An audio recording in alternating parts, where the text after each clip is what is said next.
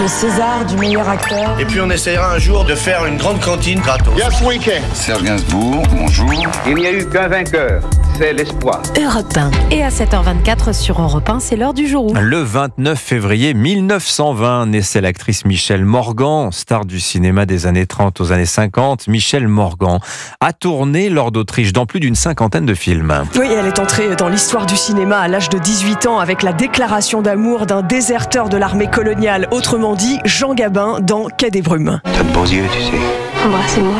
La beauté de ses yeux, filmée en 1938 par Marcel Carné. C'est Jean Gabin qui a repéré Michèle Morgan pour ce film. Il a gardé toujours envers moi, je ne veux pas dire d'un grand frère, non, mais d'un ami plus âgé qui aurait pu me protéger.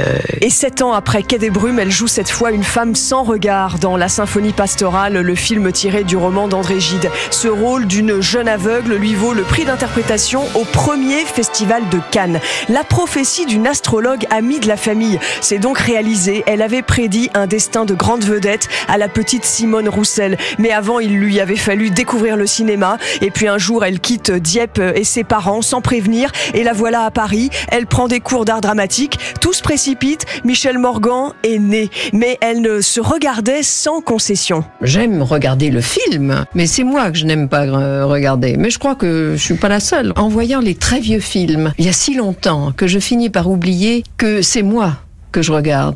Parce que c'est quelqu'un de très différent, c'est quelqu'un tout à fait de jeune, avec des réactions qui me sont devenues étrangères.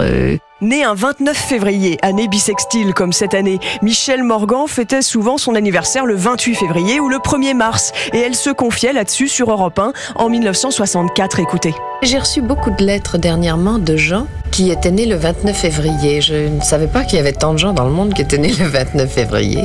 On a toujours un peu l'impression d'être un être à part, mais ça vous rend modeste quand on se rend compte que tout de même il y a beaucoup de gens qui sont nés ce jour-là. Peut-être que ceux qui sont nés un 29 février ressentent la même chose. Aimée des spectateurs, Michèle Morgan, décédée en 2016, avait été élue 10 fois actrice française la plus populaire.